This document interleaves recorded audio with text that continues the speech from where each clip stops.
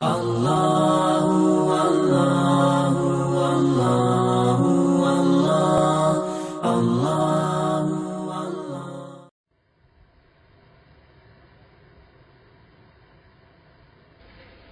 الحمد للہ وکفی وسلام علی عبادہ الذین اصطفی، اما بعد۔ سیدنا عثمان غنی رضی اللہ تعالی عنہ قریش میں سے تھے، اور نبی علیہ الصلوۃ والسلام سے ان کی رشتہ داری 5ویں پشت میں جا کر مل جاتی ہے۔ ویسے جو ان کی نانی تھی وہ حضرت عبداللہ رضی اللہ تعالی عنہ، حضرت عبداللہ جو تھے نبی علیہ السلام کے والد گرامی، ان کی جڑواں بہن تھیں، یعنی آپ کے دادا عبد المطلب کے ہاں 2 بچے ایک وقت میں پیدا ہوئے، بھائی اور بہن۔ بھائی کا نام عبداللہ رکھا گیا، اور جو بہن تھی وہ عثمان غنی لانو کی نانی بنی۔ جب سیدنا صدیق اکبر لانو ایمان لے آئے تو انہوں نے عثمان غنی لانو کو دعوت دی، اور عثمان غنی لانو دار ارقم سے پہلے آ کر مسلمان ہو گئے۔ اس وقت دار ارقم کی محفلیں ابھی شروع نہیں ہوئی تھیں، تو گویا عثمان غنی لانو سابقین اولین میں سے ہیں، جو ابتدا میں لوگ مسلمان ہوئے ان میں سے وہ شامل ہیں۔ معاشرے کے بڑے معزز انسان تھے، اور اللہ نے ان کی تجارت میں بہت برکت رکھی تھی، تو بہت مالدار تھے۔ ہر بندہ ان کو ایک کامیاب بزنس مین کی حیثیت سے دیکھتا تھا۔ فرماتے ہیں کہ جب میں نے اسلام قبول کیا تو میرے چچا کو بڑی تکلیف ہوئی۔ اس کا نام تھا حکم بن عاص۔ اس نے مجھے رسی سے گھر میں باندھ دیا اور کہا کہ اس وقت تک نہیں چھوڑوں گا جب تک تو دین سے واپس نہیں آ جائے گا۔ عثمان غنی لانو نے جواب میں کہا فقط ما انت قاض، اب جو کرنا ہے کر لو، میں جس دین کو قبول کر چکا ہوں اس دین کو میں نہیں چھوڑ سکتا۔ تو 2-3 دن انہوں نے باندھے رکھا، پھر 2-3 دن کے بعد انہوں نے چھوڑ دیا کہ اب یہ اگر مانتا نہیں تو ہم کیا کر سکتے ہیں۔ تو گویا حضرت عثمان غنی لانو نے دین کی خاطر مشقت بھی اٹھائی، قربانی بھی دی۔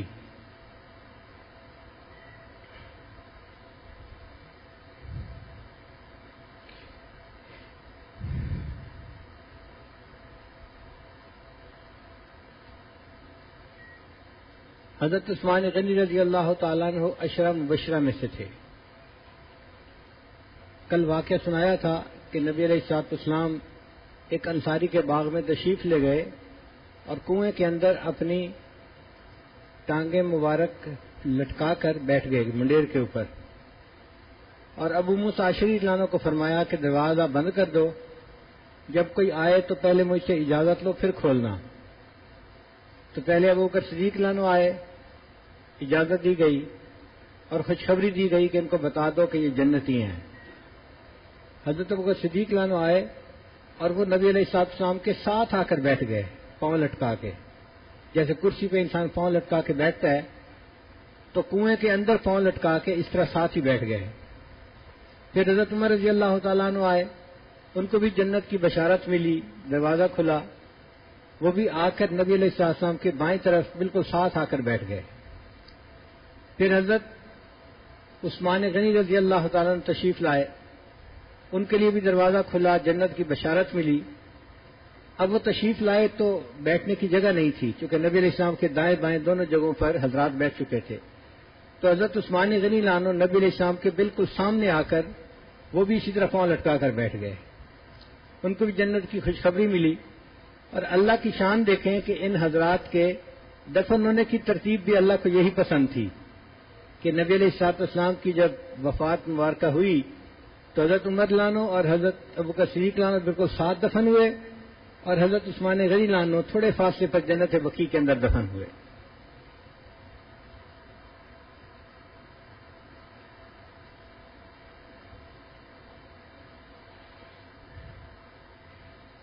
سیدہ صدیقہ رضی اللہ تعالیٰ نے فرماتی ہیں کہ نبی علیہ السلام کی طبیعت ناساز تھی، تو آپ صلی اللہ علیہ وسلم میرے حجرے میں لیٹے ہوئے تھے۔ وہ حجرہ کوئی بڑا نہیں تھا، ایک طرف 7 ہاتھ تھا اور ایک طرف 10 ہاتھ تھا، یعنی آپ اگر اس کو 10 ہاتھ کی بجائے 10 میٹر بھی سمجھ لیں تو بھی وہ چھوٹا سا حصہ بنتا ہے، اتنا زیادہ نہیں بنتا۔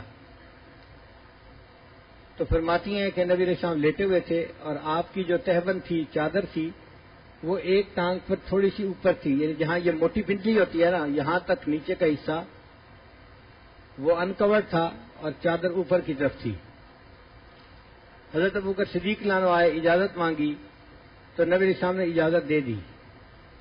وہ اندر تشریف لائے تو نبی علیہ السلام جیسے لیٹے ہوئے تھے ویسے ہی لیٹے رہے۔ پھر حضرت عمر رضی اللہ عنہ آئے تو نبی علیہ السلام نے اجازت دی آنے کی اور اسی طرح پھر لیٹے رہے۔ پھر عثمان غنی رضی اللہ عنہ جب آئے تو نبی علیہ السلام اٹھ کر بیٹھ گئے، آپ نے اپنی تہبند کو ٹھیک کر لیا اور آنے کی اجازت دی۔ سیدہ عائشہ رضی اللہ عنہا فرماتی ہیں کہ میں بڑی حیران ہوئی کہ ابو بکروں کے عمر کے آنے پر نبی علیہ السلام نے اس طرح نہیں کیا، ان کے آنے پہ کیوں کیا؟ تو میں نے سوال پوچھا، اے اللہ کے نبی صلی اللہ علیہ وسلم، آپ نے ایسا معاملہ کیوں کیا؟ تو نبی علیہ السلام نے فرمایا، الا استحی من رجل تستحی من الملائکہ، کیا میں اس بندے سے حیا نہ کروں کہ جس بندے سے اللہ کے فرشتے بھی حیا کرتے ہیں؟ اللہ نے اسے ایسا با حیا بنایا ہے کہ اللہ کے فرشتے بھی اس سے حیا کرتے ہیں۔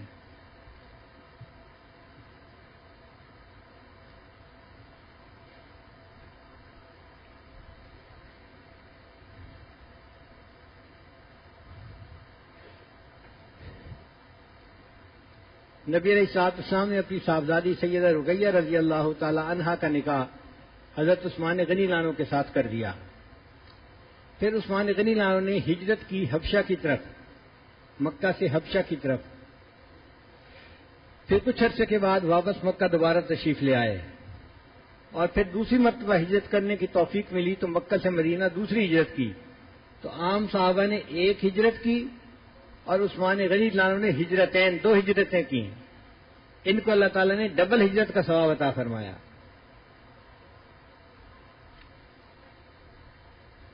مدینہ طیبہ پہنچے، وہاں پر زندگی گزارنے لگے اور وہاں بھی تجارت ہی شروع کر دی، تو اللہ تعالیٰ نے ان کے رزق میں اور برکت عطا فرما دی۔ اسامہ بن زید فرماتے ہیں کہ میں چھوٹا بچہ تھا تو نبی علیہ السلام کے گھر میں کوئی کھانا بنا تو آپ صلی اللہ علیہ وسلم نے وہ کھانا مجھے دے کر بھیجا کہ جاؤ میری بیٹی رقیہ کے گھر دے کے آؤ۔ میں چونکہ چھوٹا بچہ تھا، جیسے 2-3 سال کا بچہ ہوتا ہے، وہ فرماتے ہیں میں وہ کھانا لے کر گیا تو میں نے دیکھا کہ حضرت عثمان غنی رضی اللہ تعالیٰ عنہ اور ان کی اہلیہ سیدہ رقیہ رضی اللہ تعالیٰ عنہ وہ ایک ہی چارپائی کے اوپر بیٹھے ہوئے تھے۔ فرماتے ہیں کہ میں نے وہ کھانا ان کو دیا اور پھر واپس آ گیا تو نبی علیہ السلام کو میں نے بتایا کہ اللہ کے حبیب صاحب میں کھانا پہنچا آیا ہوں۔ تو نبی علیہ السلام نے مجھ سے سوال پوچھا کہ بتاؤ تم نے کبھی اتنا خوبصورت جوڑا دیکھا ہے؟ تو فرماتے ہیں کہ نبی علیہ السلام کے فرمانے کے بعد میں نے تصور میں جو سوچا تو میں حیران ہو رہا تھا کہ واقعی خاوند بیوی سے زیادہ خوبصورت تھا اور بیوی خاوند سے زیادہ خوبصورت تھی۔ اتنا خوبصورت جوڑا میں نے زندگی میں کبھی نہیں دیکھا جتنا خوبصورت جوڑا یہ تھا۔ تو اللہ تعالیٰ نے ظاہری حسن بھی عطا فرمایا تھا اور حسن سیرت بھی عطا فرمایا تھا۔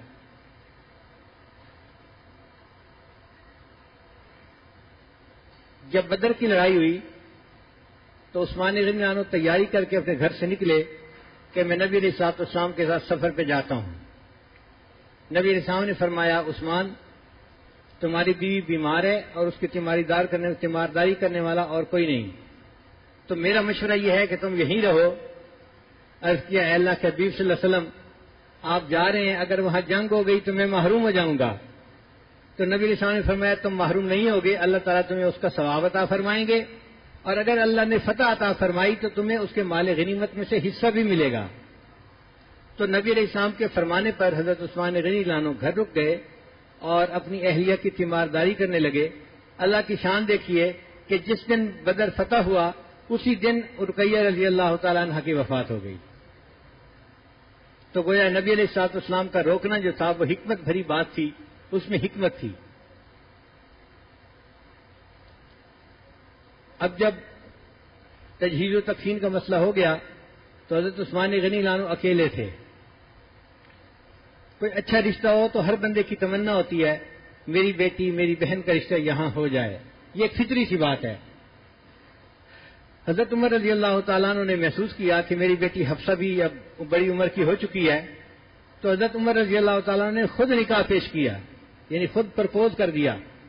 عثمان غنی لانو کو کہا اگر آپ پسند کریں تو میری بیٹی حفصہ بڑی عمر کی ہو چکی ہے تو میں اس کو تمہارے نکاح میں پیش کر دیتا ہوں.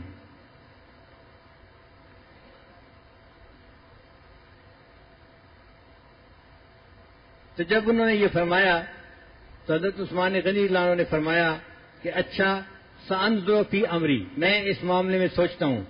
یعنی ہاں نہیں کی، یہ کہا اچھا میں سوچتا ہوں اس بارے میں. حضرت عمر لانو نے مہینہ 2 مہینہ انتظار کیا. پھر اس کے بعد ان کی طبیعت کے اندر ایک غصہ ہوا کہ معاشرے میں میرا اتنا مقام ہے، میں نے اپنی بیٹی کا رشتہ خود پیش کیا، یہ عجیب آدمی ہے، ہاں نہ کرنی تھی تو کر دیتا، میں فارغ ہو جاتا، مجھے لٹکا دیا کہ بھئی اچھا میں سوچوں گا. تو حضرت عمر رضی اللہ تعالیٰ عنہ نبی اسلام کے پاس آئے. اے اللہ کے حبیب صلی اللہ علیہ وسلم، دیکھیں عثمان نے میرے ساتھ کیا کیا، میں نے خود اپنی بیٹی کا رشتہ پیش کیا اور وہ کہنے لگے اچھا میں دیکھوں گا، اور مجھے آج تک جواب نہیں دیا. تو نبی علیہ السلام نے فرمایا اب عمر تو غصہ نہ کر، اللہ تعالیٰ عثمان کا رشتہ اس سے کروائے گا جو تیری بیٹی سے زیادہ بہتر عورت ہوگی، اور تیری بیٹی کا رشتہ اللہ اس بندے سے کروائے گا جو عثمان سے بہتر بندہ ہوگا. حضرت عمر اللہ نے فرماتے ہیں میں خاموش تو ہو گیا مگر مجھے بات سمجھ نہیں آ رہی تھی کہ ہوگا کیسے. کچھ دنوں کے بعد نبی علیہ الصلوۃ والسلام نے حضرت عثمان غنی لانو کو فرمایا کہ جبرائیل میرے پاس آئے تھے اور انہوں نے میری بیٹی ام کلثوم کو تمہارے نکاح میں پیش کر دیا ہے. یعنی یہ اللہ کے فیصلے تھے، اللہ نے فیصلہ فرما دیا، اور نبی علیہ السلام نے اپنی دوسری صاحبزادی ام کلثوم کا نکاح حضرت عثمان غنی لانو کے ساتھ کر دیا. فرماتے ہیں جب عثمان غنی کا نکاح دوسرا نکاح ہو گیا تو یہ بات تو مجھے سمجھ آ گئی کہ واقعی نبی علیہ السلام کی صاحبزادی میری بیٹی سے افضل تھی، اللہ نے عثمان کا نکاح میری بیٹی سے افضل عورت کے ساتھ کروا دیا. لیکن مجھے یہ سمجھ نہیں آ رہی تھی کہ نبی علیہ السلام نے یہ کیوں فرمایا کہ اللہ تعالیٰ تمہاری بیٹی کا نکاح ایسے بندے سے کروائیں گے جو عثمان سے بہتر ہوگا. فرماتے ہیں مجھے عثمان سے بہتر رشتہ معاشرے میں نظر نہیں آ رہا تھا. کچھ دن گزرے تو اللہ کے محبوب صلی اللہ علیہ وسلم نے ان کی بیٹی حفصہ رضی اللہ عنہ سے خود نکاح فرما لیا. فرماتے ہیں تب مجھے سمجھ لگی کہ واقعی عثمان کی بجائے میری بیٹی کا نکاح اس سے ہوا جو عثمان سے بھی افضل تھا.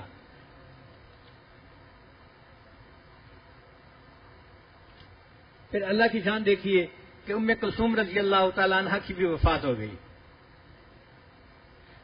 تو نبی علیہ الصلوۃ والسلام نے حضرت عثمان جانوں کو فرمایا لو ان لی 40 بنتن، اگر میری 40 بیٹیاں ہوتیں، لزوجتک واحدۃ بعد واحدہ، تو میں ایک کے بعد دوسری کا نکاح تمہارے ساتھ کرتا چلا جاتا، 40 بیٹیاں تمہارے نکاح میں پیش کر دیتا.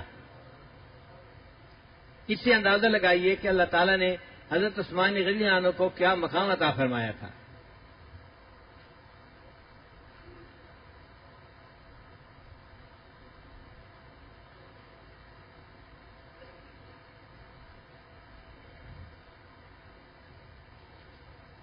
مدینہ طیبہ کے لوگوں کو پانی کے لیے بڑی دقت تھی. ایک کنواں تھا جو یہودی کا تھا اور وہ پانی بیچتا تھا. تو مسلمان میں سے جو غریب لوگ تھے وہ پانی خرید نہیں سکتے تھے، ان کو مشکل پیش تھی. نبی علیہ السلام نے فرمایا اگر کوئی کنواں خرید کر مسلمانوں کے لیے وقف کر دے تو میں اسے جنت کی بشارت دیتا ہوں. تو جب عثمان غنی لانو نے یہ سنا تو وہ اس یہودی کے پاس آئے اور اس سے کہا کہ بھائی اگر تم اپنا کنواں خریدنا چاہتے ہو، بیچنا چاہتے ہو تو میں خرید لیتا ہوں. وہ یہودی بہت تیز آدمی تھا. یہ یہود جو ہے نا یہ پیسے کے معاملے میں بہت عقل مند ہوتے ہیں، بہت ان کا دماغ کام کرتا ہے. وہ سمجھ گیا کہ یہ خریدنے کے لیے تیار ہیں، اب مجھے پرائز بڑھا لینی چاہیے. چنانچہ حضرت عثمان غنی نے پرائز بڑھا دی. وہ کہتا ہے نہیں بیچنا. کرتے کرتے 10,000 دینار اس وقت انہوں نے دیے تو اس نے کہا جی نہیں میں نہیں بیچتا. حضرت عثمان غنی بھی بزنس مین تھے، جانتے تھے کہ ٹیکنیکس کیا ہوتی ہیں بزنس کرنے کی. تو عثمان غنی نے اس کو ایک تجویز پیش کی کہ دیکھو قیمت مجھ سے پوری لے لو اور حصہ آدھا بیچو. اس نے کہا کیا مطلب؟ فرمایا کہ قیمت 10,000 دے دوں گا اور ایک دن پانی تم نکالنا، ایک دن پانی میں نکالوں گا، تو میں آدھا پانی بیچوں گا، آدھا پانی تم بیچ لینا. کہ یہودی ٹریپ ہو گیا. کہنے لگا ہاں بہت اچھا. چنانچہ اس نے سودا کر لیا اور عثمان غنی عنہ نے پوری قیمت دے کر آدھے حقوق خرید لیے. کچھ عرصہ تو معاملہ چلتا رہا، چند دن. پھر عثمان غنی نے جب دیکھا کہ ڈیل پکی ہو گئی، اب یہ پیچھے نہیں ہٹ سکتا، تو انہوں نے اعلان کر دیا کہ جو میری باری کا دن ہے اس دن ہر بندہ آ کر وہاں سے فری پانی نکال سکتا ہے. اب جب مسلمانوں کو فری پانی ملنے لگا تو وہ یہودی سے کیوں خریدیں گے؟ چنانچہ یہودی سے خریدنے والا کوئی ہوتا نہیں تھا. اور جو عثمان غنی عنہ کا دن تھا، ایک کے بعد دوسرا دن، اس دن بھیڑ لگی ہوتی تھی، سب لوگ اس دن پانی بھر لیتے تھے. یہودی نے 6 مہینے انتظار کیا اور پھر دیکھا کہ اب میرے پاس کسٹمر کوئی نہیں، تو پھر دوبارہ آیا، اچھا یار باقی آدھا حصہ بھی خرید لو. تو عثمان غنی عنہ نے اس کو 10,000 دینار اور دے دیے اور 20,000 دینار میں بیر روما کے پورے حقوق خرید کر اس کو مسلمانوں کے لیے وقف کر دیا. جب نبی علیہ السلام کی خدمت میں حاضر ہوئے تو عرض کیا، اے اللہ کے حبیب صلی اللہ علیہ وسلم، میں نے کنواں خرید کر مسلمانوں کے لیے وقف کر دیا ہے، کیا جنت کی بشارت ابھی بھی موجود ہے؟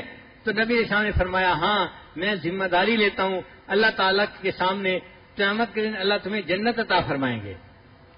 آپ اندازہ لگائیے کہ زندگی میں حضرت عثمان غنی عنہ کو 11 مرتبہ نبی علیہ السلام کی مبارک زبان سے جنت کی بشارت ملی. ایک دفعہ نہیں ملی، 2 دفعہ نہیں ملی، 3 دفعہ نہیں ملی، زندگی میں 11 مرتبہ نبی علیہ السلام نے فرمایا اللہ تجھے جنت عطا فرمائیں گے.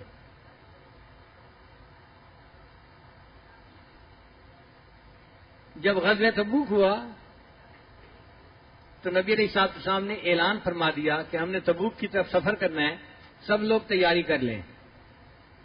عام دستور یہ تھا کہ نبی علیہ السلام جب غزوہ کے لیے تشریف لے جاتے تھے تو باتیں کرنا شروع کرتے تھے مشرق کی اور پھر تشریف لے جاتے تھے مغرب کو، تاکہ دشمن کو پتہ نہ چلے، بات لیک نہ ہو کہ جانا کہاں ہے. یہ ایک جنگی چال ہوتی ہے، طریقہ ہوتا ہے. ورنہ اگر بتا دیا جائے کہ ہمارا یہ ارادہ ہے تو دشمن راستے میں کسی جگہ لشکر کے اوپر حملہ کرنے کی پلاننگ کر سکتا ہے. تو نبی علیہ السلام باتیں پوچھتے تھے ایک طرف کی اور سفر پہ تشریف لے جاتے تھے دوسری طرف، پتہ ہی نہیں چلتا تھا کہاں جانا ہے. یہ پہلا موقع تھا کہ نبی علیہ السلام نے واضح طور پر بتا دیا. آپ کو خبر ملی تھی کہ روم کا بادشاہ اپنے لشکر کو لے کے مدینہ پر حملہ کرنے کے لیے آ رہا ہے. اب یہ روم کا جو بادشاہ تھا نا، یہ اس وقت کی بڑی حکومت تھی. جیسے سپر پاور ہوتی ہے نا، آج کے دور میں رشیا اور امریکہ کو سپر پاور کہا جاتا ہے، اس زمانے میں فارس اور روم یہ 2 سپر پاور تھی پوری دنیا کی. تو روم کا حملہ کرنا کوئی چھوٹی سی بات نہیں تھی. اور پھر ان کی ہمت دیکھو کہ بات چلی کہ وہ آ کر مدینہ پہ حملہ کرے گا. تو نبی علیہ الصلوۃ والسلام نے ارادہ فرما لیا کہ بجائے اس کے کہ وہ فوج کو لے کر آئے اور مدینہ پہ حملہ کرے، ہم نکل کے جائیں گے اور روم کے اوپر حملہ کریں گے اور اس کے ملک میں اس سے جنگ کریں گے.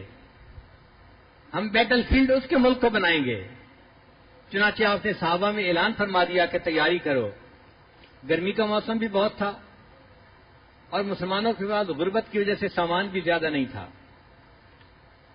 منافقین اس موقع پہ ایک طرف ہو گئے. وہ کہنے لگے لا تنفروا فی الحر، کہ گرمی بہت زیادہ ہے اور اس گرمی کے موسم میں سفر اور بھی مشکل ہے، لہذا ہم سفر پہ نہیں جا سکتے. اللہ نے ان کو جواب دے دیا قل نار جہنم اشد حرا، کہہ دیجئے کہ جہنم کی آگ اس سے بھی زیادہ گرم ہے. اور دوسرا مسئلہ عجیب بنا کہ مسلمانوں کے پاس ہتھیار نہیں تھے، تو خالی ہاتھ تو کوئی نہیں جنگ کر سکتا. تو نبی علیہ السلام نے باقاعدہ اعلان فرمایا کہ جو امیر حضرات ہیں وہ جہاد کے لیے چندہ دیں، مال دیں، تاکہ جو غریب لوگ ہیں وہ بھی اس کے لیے تیاری کر سکیں. حضرت عثمان غنی رضی اللہ عنہ نے 100 اونٹ بھرے ہوئے سامان کے ساتھ، لدے ہوئے سامان کے ساتھ دینے کا ارادہ کیا. تو نبی علیہ السلام نے فرمایا بہت اچھا. مگر عثمان غنی رضی اللہ عنہ تو بہت اچھا نہیں سننا چاہتے تھے. وہ تو چہرے پہ خوشی کے آثار دیکھنا چاہتے تھے کہ میرے آقا کے چہرے پر مجھے خوشی نظر آئے. مگر اللہ کے حبیب نے فرما دیا بہت اچھا. عثمان غنی نے فرمایا اے اللہ کے حبیب میں 200 اونٹ لدے ہوئے سامان کے ساتھ دوں گا. تو نبی علیہ السلام نے فرمایا بہت اچھا. عثمان غنی نے کہا اے اللہ کے حبیب صلی اللہ علیہ وسلم میں 300 اونٹ سامان کے ساتھ لدے ہوئے جہاد کے لیے پیش کروں گا. اللہ کے حبیب صلی اللہ علیہ وسلم نے سنا تو آپ کا چہرہ کھل گیا، خوشی کے آثار ظاہر ہو گئے. 300 اونٹ سامان کے ساتھ لدے ہوئے بہت بڑا مال تھا جو جہاد کے لیے پیش کیا گیا تھا. تو نبی علیہ السلام ایک جگہ بڑے خوش بیٹھے ہوئے تھے. عثمان غنی رضی اللہ عنہ نے سرپرائز دیا. یہ اپنے پاس 10,000 دینار لے کر آئے، ایک تھیلی کے اندر تھے، اور لا کر نبی علیہ السلام کی گود میں ڈال دیے. اے اللہ کے حبیب صلی اللہ علیہ وسلم، 300 اونٹ سامان کے ساتھ لدے ہوئے الگ دوں گا، اور یہ 10,000 جو یہ اتنے جو یعنی دینار ہیں یہ اس کے علاوہ ہیں. تو نبی علیہ السلام ان دینار کو ہاتھ میں لے رہے تھے اور خوشی سے اظہار فرما رہے تھے.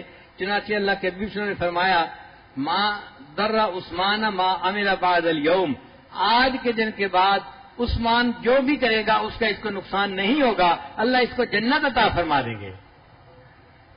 تو دیکھیے نبی علیہ السلام کی زبان مبارک سے بار بار ان کو جنت کی بشارتیں مل رہی ہیں.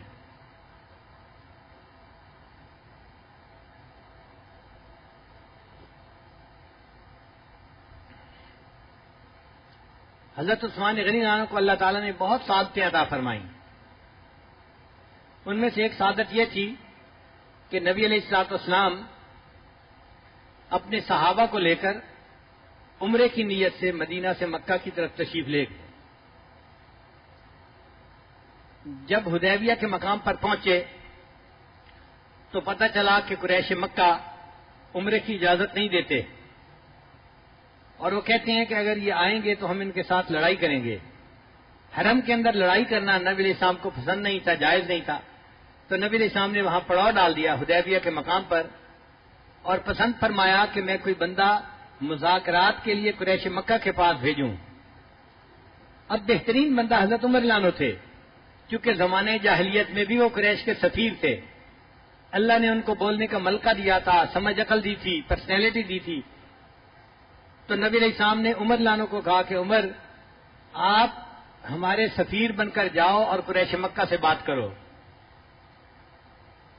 انہوں نے عرض کیا، اے اللہ کے حبیب صلی اللہ علیہ وسلم، آپ جانتے ہیں میں نے بدر میں مشورہ دیا تھا کہ جتنے قیدی ہیں سب اپنے اپنے رشتہ دار کے سپرد کر دیے جائیں، اور رشتہ دار ان کو قتل کر دے، سب کو قتل کر دیا جائے. اور قریش مکہ کو میری اس بات کا پتہ ہے، میں اگر نمائندہ بن کر جاؤں گا تو قریش مکہ مجھے زندہ نہیں چھوڑیں گے. اور اس کے علاوہ بھی میں نے ان کو کئی مقام پہ کہا تھا کہ تمہارے اندر جرأت ہے تو تم نکلو میرے ساتھ مقابلے کے لیے. آج میں اکیلا جاؤں گا اور ان کا شہر ہے تو وہ اس شہر میں مجھے زندہ نہیں چھوڑیں گے. نبی صاحب نے فرمایا پھر کیا کیا جائے؟ عرض کیا، اللہ کے نبی صلی اللہ علیہ وسلم، میرے ذہن میں ایک مشورہ ہے، اگر اجازت ہو تو میں مشورہ دے دوں. نبی صاحب نے فرمایا ہاں دے دو. تو عرض کیا، اللہ کے وسلم آپ عثمان غنی کو بھیجیں، یہ بہترین سفیر بن کر جائیں گے. نبی صاحب نے پوچھا وہ کیسے؟ اے اللہ کے حبیب، میں انہیں جانتا ہوں، یہ بزنس مین تھے اور ان کا مکہ کے جتنے رؤساء ہیں سب کے ساتھ احسان کا معاملہ ہے. کسی کو انہوں نے قرض دیا، کسی کی مدد کی، کسی کا تعاون کیا، کسی کو مشکل میں نکالا. کوئی بندہ ایسا نظر نہیں آتا جس کے ساتھ انہوں نے بھلا نہ کیا ہو. ہر بندہ ان کا احسان مند ہے. جب یہ جائیں گے تو قریش مکہ ان کے ساتھ بدتمیزی نہیں کر سکیں گے. تو نبی علیہ السلام نے اس مشورے کو پسند کیا اور عثمان غنی عنہ کو سفیر نبوت بنا کر مکہ والوں کے پاس بھیجا. عثمان غنی عنہ مکہ والوں کے پاس گئے، وہاں جا کر ان لوگوں سے بات چیت کی، ان کو کہا کہ ہم عمرہ کرنا چاہتے ہیں. قریش مکہ نے کہا کہ یہ تو ہو ہی نہیں سکتا، ہماری اجازت کے بغیر آپ لوگ عمرہ کر سکیں. آپ اس سال واپس چلے جائیں، اگلے سال آئیں، ہم آپ کو اگلے سال اجازت دیں گے. بھائی ہم اس وقت آئے ہیں، ہم لڑنا نہیں چاہتے، صرف عبادت کرنا چاہتے ہیں. قریش مکہ نے کہا بات تو ساری ناک کی ہے، ہماری ناک کٹ جائے گی کہ ہماری اجازت کے بغیر تم آ کے عمرہ کر کے چلے گئے، ہم اجازت نہیں دے سکتے. تو عثمان غنی عنہ پھر وہیں رہے 2-3 دن. اس دوران قریش مکہ نے انہیں کہا آپ اگر عمرہ کرنا چاہتے ہیں تو آپ احرام میں ہیں اور مکہ میں آ چکے ہیں، ہم آپ کو اجازت دیتے ہیں، آپ عمرہ کر لیجئے. تو حضرت عثمان غنی عنہ نے جواب دیا نہیں، میں عمرہ نہیں کروں گا. قریش مکہ بڑے حیران ہوئے کہ ہم آپ کو اجازت دے رہے ہیں عمرہ کرنے کی اور آپ نے احرام باندھا ہوا ہے. ان کا اس لیے کہ میں عمرہ اپنے محبوب صلی اللہ علیہ وسلم کے ساتھ کروں گا، جب تک میرے آقا عمرہ نہیں فرمائیں گے عثمان عمرہ کیسے کر سکتا ہے؟ یہ محبت کی بات ہے اور اس کو محبت والے ہی سمجھ سکتے ہیں.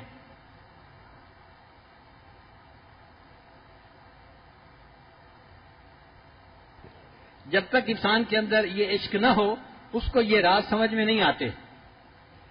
ایک شاعر کہتا ہے بے عشق محمد جو محدث ہیں جہاں میں، یعنی جو لوگ حدیث پڑھاتے ہیں مگر ان کے دلوں میں نبی علیہ السلام کا عشق نہیں بھرا ہوا غفلت کی وجہ سے، بے عشق محمد جو محدث ہیں جہاں میں آتا ہے بخار ان کو بخاری نہیں آتی، تو ایسے محدثین کو بخار تو آتا ہے ان کو بخاری نہیں آتی، اس لیے کہ بخاری کا تعلق علم کے ساتھ ہے اور علم اس کو ملتا ہے جس کے دل میں محبت ہوتی ہے۔ تو یہ محبت اللہ نے عثمان غنی رضی اللہ عنہ کو عطا فرما دی تھی، چنانچہ عثمان غنی رضی اللہ عنہ نے انکار کر دیا۔ اب ایک افواہ نکل پڑی، بات نکل پڑی کہ عثمان رضی اللہ عنہ کو شہید کر دیا گیا، اور یہ بات پورے مکہ میں پھیل گئی۔ اب جب مکہ میں پھیلی تو یہ نبی علیہ السلام تک بھی پہنچی۔ جب نبی علیہ السلام تک پہنچی تو آپ صلی اللہ علیہ وسلم کے دل میں بہت دکھ ہوا کہ ہمارے نمائندے کو انہوں نے شہید کر دیا۔ تو نبی علیہ السلام نے صحابہ کرام کو بلایا، ان کی تعداد 14,000 تھی، اور ان کو فرمایا کہ عثمان کو شہید کرنے کی اطلاع آئی ہے، آپ لوگ میرے ہاتھ پر جہاد کے لیے بیعت کریں۔ چنانچہ سب صحابہ نے ایک درخت تھا کیکر کا، اس کے نیچے بیٹھ کر بیعت کی، جس کو بیعت رضوان کہا جاتا ہے۔ سب صحابہ نے کی، صرف ایک بندہ تھا منافق، اس نے اپنے اونٹ کا بہانہ بنایا کہ میرا اونٹ نہیں مل رہا اور میں اونٹ تلاش کرنے کے لیے جا رہا ہوں، اور جب صحابہ بیعت ہو رہے تھے وہ وہاں سے غائب ہو گیا، وہ بیعت سے محروم ہو گیا۔ باقی سب صحابہ نے بیعت کی۔ جب سب صحابہ نے بیعت کر لی تو نبی علیہ السلام نے فرمایا میرا دل کہتا ہے کہ عثمان کو شہید نہیں کیا گیا، عثمان ابھی زندہ ہے، اور چونکہ عثمان ابھی زندہ ہے تو میں چاہتا ہوں کہ عثمان کو بھی اس بیعت میں شامل کر لوں، لہذا یہ میرا ہاتھ ہے اور یہ عثمان کا ہاتھ ہے۔ نبی السلام نے اپنے ہاتھ کو عثمان غنی رضی اللہ عنہ کا ہاتھ بنا کے پیش کیا اور اس کے اوپر اپنا ہاتھ رکھا اور فرمایا کہ میں عثمان کو اس طرح سے بیعت کر رہا ہوں۔ جس ہاتھ کو نبی علیہ السلام نے عثمان کا ہاتھ بنا کر کہا، اس کے اوپر نبی علیہ السلام نے اپنا ہاتھ رکھا، ان کو بیعت کی۔ اور اللہ تعالیٰ قرآن مجید میں فرماتے ہیں اے میرے محبوب صلی اللہ علیہ وسلم، جو لوگ آپ سے بیعت کر رہے ہیں ید اللہ فوق ایدیہم، ان کے ہاتھوں پر اللہ کا ہاتھ ہے۔ تو نبی علیہ السلام کا ہاتھ عثمان غنی کا ہاتھ بنا اور ان کے ہاتھ کے اوپر اللہ کا ہاتھ آ گیا، اور اس طرح عثمان غنی عنہ کو بیعت رضوان میں اللہ نے شمولیت عطا فرما دی۔ یہ سعادت صحابہ میں سے صرف عثمان غنی عنہ کو حاصل ہوئی۔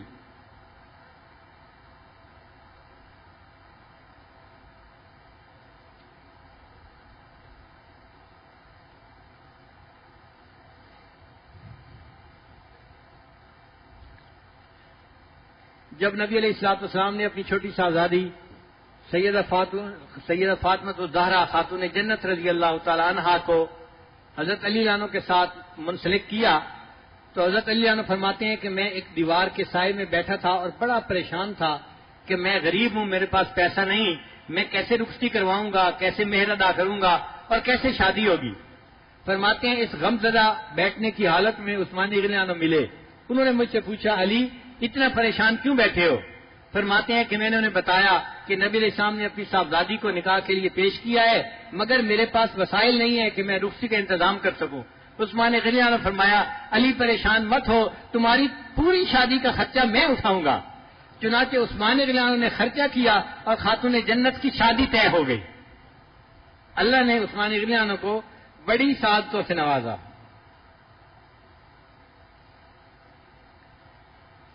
چنانچہ کچھ کام ایسے تھے جو نبی علیہ الصلوۃ والسلام کے سامنے عثمان غنی عنہ نے کیے اور اللہ کے حبیب صلی اللہ علیہ وسلم نے ان کو دعائیں دیں۔ ان میں سے ایک کام یہ تھا کہ عید کا دن ہے، سیدہ عائشہ صدیقہ عنہا نے نبی علیہ السلام سے عرض کیا اے اللہ کے حبیب صلی اللہ علیہ وسلم کچھ مجھے دیجیے کہ میں منگاؤں اور آج کے دن کچھ پکاؤں۔ مدینہ کی بیوائیں آئیں گی، یتیم آئیں گے ہمارے گھر، عید کا دن ہے تو ہم ان کو پہلے کھانا پیش کیا کرتے ہیں، تو میں آج بھی کھانا تیار کر لوں۔ تو نبی علیہ السلام نے فرمایا کہ آج میرے پاس تو کچھ نہیں کہ میں تمہیں دوں، اور اتنے میں عید کا وقت ہو گیا تھا۔ تو نبی علیہ السلام عید کی نماز کے لیے تشریف لے گئے۔ جب عید کی نماز پڑھا کر واپس گھر تشریف لائے تو دیکھا کہ کھانا بن رہا ہے اور مدینہ کی بیوہ عورتیں بھی آ کے کھانا لے جا رہی ہیں۔ تو نبی علیہ السلام نے عائشہ صدیقہ عنہا سے پوچھا کہ عائشہ یہ کھانا کیسے پک رہا ہے؟ عرض کیا ہے اللہ کے نبی صلی اللہ علیہ وسلم جب آپ عید کے لیے تشریف لے گئے تو حضرت عثمان غنی عنہ ایک اونٹ لے کے آئے جو سامان سے لدا ہوا تھا، اور انہوں نے آپ کے گھر والوں کے لیے ہدیہ پیش کر دیا عید کے دن۔ اور اس سے ہم نے یہ کھانا بنایا ہے اور مدینہ کی بیواؤں کو بھی ہم کھانا تقسیم کر رہے ہیں. نبی علیہ السلام نے فرمایا یا رحمان سہل الحساب علی عثمان، اے رحمان قیامت کے عثمان کے حساب کو آسان فرما دینا. یعنی نبی علیہ السلام کے دل سے دعائیں نکلتی تھی سیدنا عثمان غنی لانو کے لیے. اللہ تعالیٰ نے ان کو ایسی شان عطا فرمائی تھی. چنانچہ حضرت عمر لانو کے بعد سیدنا عثمان غنی لانو خلیفہ راشد بنے. یہ جو خلافہ راشدہ کی ترتیب ہے یہ نبی علیہ الصلوۃ والسلام کے بتائے ہوئے طریقے کے مطابق ہے. دیکھیے نبی علیہ السلام نے ارشاد فرمایا خیر القرون کرنی، خیر امتی کرنی ثم الذین یلونہم ثم الذین. یہ جو کرنی کا لفظ ہے نا اس میں ترتیب خلافت موجود ہے. کرنی کے لفظ کا ہر حرف جو ہے وہ خلیفہ کے نام کا آخری حرف بنتا ہے. حضرت ابوبکر صدیق کے نام کا آخری حرف ہے قوف صدیق، اور کرنی کا پہلا حرف ہے قوف، اور عمر کا آخری حرف ہے رام، اور کرنی کا دوسرا حرف را ہے، اور کرنی کا تیسرا حرف نون ہے، اور عثمان کا آخری حرف نون ہے، اور علی کا آخری حرف یا ہے، اور کرنی کا آخری حرف یا ہے. تو اگر ترتیب خلافت دیکھیں تو ان کے جو ناموں کی ترتیب ہے وہ کرنی کے لفظ کے مطابق بنتی ہے. گویا اللہ تعالیٰ کو یہی پسند تھی. لسان نبوت سے نبی صاحب نے فرمایا خیر القرون کرنی ثم الذین یلونہم ثم الذین یلونہم. اب اسی بات کو ہم اگر ظاہر میں دیکھیں تو جو رشتہ داریوں کے سلسلے ہیں ان میں بھی یہی ترتیب زیادہ اچھی نظر آتی ہے. آپ غور سے دیکھیے کہ رشتے دو ہوتے ہیں، ایک ہوتا ہے سسر کا اور ایک ہوتا ہے داماد کا. دونوں قریبی رشتے ہیں، لیکن عزت کے اعتبار سے سسر کا درجہ باپ کی مانند ہوتا ہے اور داماد کا رشتہ بیٹے کی مانند ہوتا ہے. تو گویا سسر داماد سے افضل ہوتا ہے اس معاملے میں. اب نبی علیہ الصلوۃ والسلام کے خلفائے راشدین چاروں جو تھے وہ رشتہ دار تھے، لیکن ان میں سے دو سسر تھے اور دو داماد تھے. ابو بکر صدیق لانو اور عمر لانو دونوں سسر تھے، ان کی بیٹیاں نبی علیہ السلام کے نکاح میں تھیں. تو سسر کا درجہ چونکہ پہلے، لہذا پہلے ابو بکر صدیق بنے، پھر اس کے بعد عمر لانو خلیفہ بنے. پھر اس کے بعد دامادوں کی باری آئی تو دامادوں میں سے عثمان لانو کے ہاں دو بیٹیاں تھیں تو وہ افضل بنے بنسبت اس کے جس کے پاس ایک بیٹی تھی. تو تیسرے نمبر پر عثمان آئے اور چوتھے نمبر پر حضرت علی لانو آئے. تو چاروں کی ترتیب خلافت جو ہے وہ رشتہ داری کے نقطۂ نظر سے بھی صحیح نظر آتی ہے.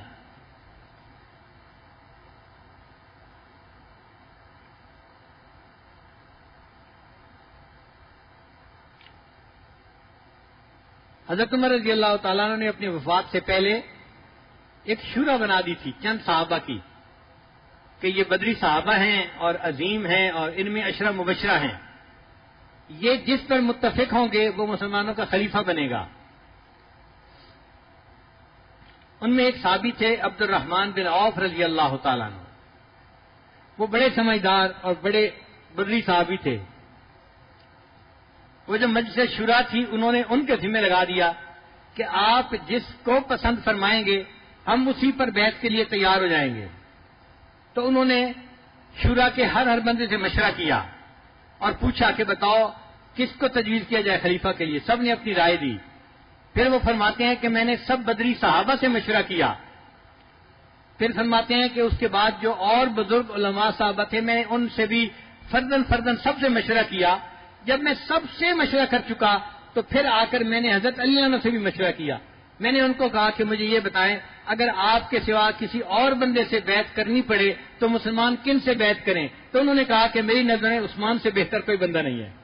جب حضرت علی عنہ نے خود اپنی زبان مبارک سے فرمایا کہ میری نظر میں عثمان سے زیادہ اور کوئی بہتر بندہ نہیں ہے تو عبد الرحمن بن عوف لانو نے اپنا ہاتھ بڑھایا اور عثمان غنی لانو سے فرمایا عثمان میں آپ کے ہاتھ پر بیعت کرتا ہوں، آپ ہمارے خلیفہ ہوں گے.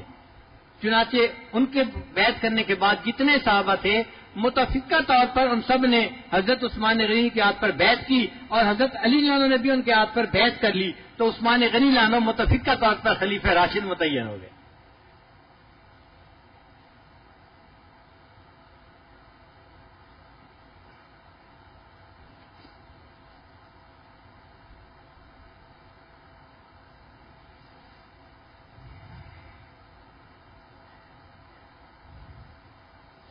حضرت عثمان غنی عنہ کے زمانے میں دو کام بہت عجیب ہوئے. ایک تو سیدنا عثمان غنی اللہ عنہ نے قرآن مجید کو کتابی شکل میں چمڑے کے اوپر لکھوایا. آج کل تو کاغذ ہوتا ہے نا، صفحہ ہوتا ہے بنا ہوا کاغذ کا. اس زمانے میں کاغذ ایجاد نہیں ہوا تھا، تو چمڑے کے اوپر کھود کے لکھا جاتا تھا.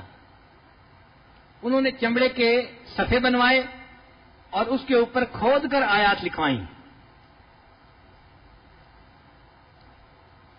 یہ قرآن مجید کی آیات پہلے مختلف پارچات کے اوپر تھیں، جن کو حضرت ابوبکر صدیق رضی اللہ عنہ نے ام المومنین حفصہ رضی اللہ عنہ کے پاس جمع کروا دیا تھا.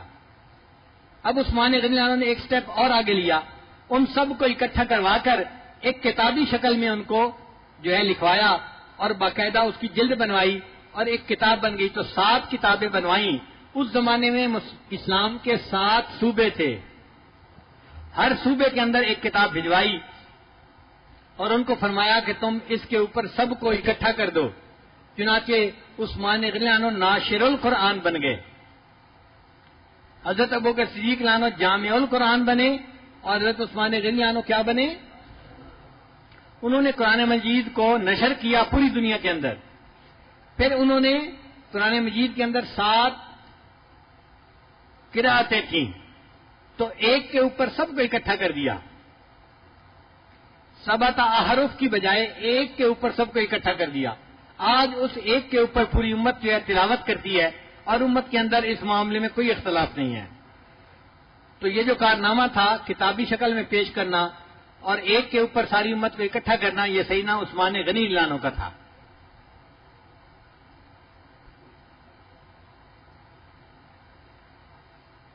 اور دوسرا ان کے دور خلافت میں یہ ایک اللہ کی طرف سے کام ہوا کہ دین اسلام کو بہت فتوحات ہوئی.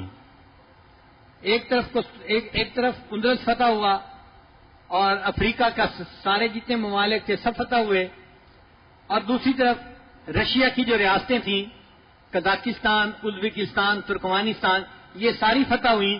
حتیٰ کہ مسلمان رشیا سے آگے بڑھتے بڑھتے چائنا تک جا پہنچے. 44 لاکھ مربع میل تک اسلام پھیل گیا. اللہ نے ان کے دور میں اسلام کو اتنی وسعت عطا فرما دی. اور یہ جو رشیا میں پھیلا تھا دین، یہ حضرت عباس عنہ کے بیٹے تھے، عبداللہ ابن عباس کے بھائی، ان کا نام تھا قسم ابن عباس. وہ نبی علیہ السلام سے بہت مشابہت رکھتے تھے. نبی علیہ السلام نے فرمایا کہ اشبہ الناس بی خلقا و خلقا، کہ مجھ سے مشابہت رکھنے والا ظاہری چہرے کے اعتبار سے اور اخلاق کے اعتبار سے وہ قسم ابن عباس ہے. ان کو اللہ تعالیٰ نے توفیق دی اور انہوں نے سمرقند و بخارا کو فتح کیا اور سمرقند کے اندر شہید ہوئے اور وہ مدفون ہے آج بھی. اور ایک حضرت عثمان غنی عنہ کے اپنے بیٹے تھے، ان کا نام تھا سعید ابن عثمان ابن عفان رضی اللہ تعالیٰ عنہ. وہ بھی ایک لشکر کے امیر تھے، ان کو بھی اللہ نے فتوحات دی اور انہوں نے بھی رشیا کا بہت سارا علاقہ فتح کیا، اور ان کی بھی جو تدفین تھی وہ سمرقند میں ہوئی. ان کا مزار بھی سمرقند کے اندر ہے. ان 2 ہستیوں کی وجہ سے اللہ نے پورے رشیا کے ان علاقوں میں دین اسلام کو پھیلا دیا، حتیٰ کہ یہ چائنا تک بھی جا پہنچے. تو اتنے علاقے میں دین کو پھیلانے کا یہ جو اعزاز تھا، یہ اللہ نے حضرت عثمان غنی اللہ عنہ کو عطا فرمایا. مال غنیمت اتنا آ گیا تھا کہ بیت المال کے اندر سماتا نہیں تھا. اللہ نے مسلمانوں کے دل بدل کے رکھ دیے تھے. چنانچہ عثمان غنی اللہ عنہ نے محسوس کیا کہ مسجد نبی چھوٹی ہو گئی ہے، اب اس کو بڑا کرنے کی ضرورت ہے. چونکہ دین پھیل گیا اور مسلمانوں کی تعداد بڑھ گئی، چنانچہ انہوں نے اپنا پیسہ لگا کر مسجد نبی کی توسیع فرمائی. یہ بھی سعادت اللہ نے ان کو دی. پہلی سعادت ملی تھی ابوبکر صدیق عنہ کو. انہوں نے 2 یتیموں کا گھر خرید کر مسجد کے لیے پیش کیا تھا، جس پر نبی علیہ السلام نے مسجد بنا دی تھی. اور دوسری سعادت ملی عثمان غنی عنہ کو. انہوں نے اپنے زمانے میں مزید جگہ خرید کر مسجد نبی کو اور وسیع کر دیا تھا. مسجد نبی میں سب سے پہلے لوہے کا استعمال کنسٹرکشن میں حضرت عثمان غنی عنہ نے فرمایا تھا. پھر مسجد کے اندر محراب حضرت عثمان غنی عنہ نے بنوائی. کیونکہ حضرت عمر عنہ امامت فرماتے تھے اور ان کو نماز کی امامت کے دوران شہید کیا گیا، تو عثمان غنی عنہ نے سوچا کہ امام کے لیے لوگوں کی صفوں میں سے گزر کے آنا اس میں خطرہ ہے، تو ایک راستہ ایسا بنایا جائے کہ امام بغیر صفوں سے گزرے، سامنے سے آئے اور امامت کروائے. چنانچہ انہوں نے محراب بنایا اور محراب کے اندر سے باہر کی طرف راستہ بنایا. جیسے اب ہم محراب کے اندر سے مسجد سے باہر نکلنا چاہیں تو نکل سکتے ہیں. یہ جو محراب سے باہر کا راستہ ہے یہ عثمان غنی عنہ کا عمل تھا. پھر عثمان غنی عنہ نے جمعہ کے دن جو دوسری اذان ہے وہ عثمان غنی عنہ نے شروع کروائی. مسلمان زیادہ ہو گئے تھے اور ان کو بلانے میں دقت ہوتی تھی تو عثمان غنی عنہ نے فرمایا کہ جب خطبہ ہونے لگے تو ایک دوسری اذان دے دی جائے. چنانچہ جو خطبہ میں ہم دوسری اذان دیتے ہیں یہ سیدنا عثمان غنی عنہ کی سنت ہے جس کے اوپر آج ہم عمل کرتے ہیں. نبی علیہ السلام نے فرمایا علیکم بسنتی و سنت خلفاء الراشدین المہدیین، تمہارے اوپر لازم ہے میری سنت پر عمل کرو اور میرے خلفاء راشدین کی سنت پر عمل کرو.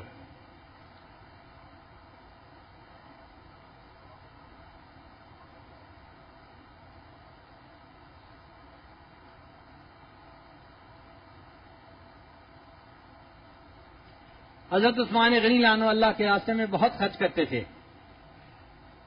فرمایا کرتے تھے میری زندگی میں کوئی جمعے کا دن ایسا نہیں گزرا جس میں میں نے کوئی غلام اللہ کے راستے میں آزاد نہ کیا ہو. میری زندگی میں کوئی جمعے کا دن ایسا نہیں گزرا کہ جس جمعے کے دن میں میں نے کوئی غلام اللہ کے راستے میں آزاد نہ کیا ہو. اب دل کو اللہ نے ایسی سخاوت عطا فرمائی اور دین کے لیے ایسا دل عطا فرمایا. سوچئے ان کو لسان نبوت سے 11 مرتبہ جنت کی بشارت مل گئی.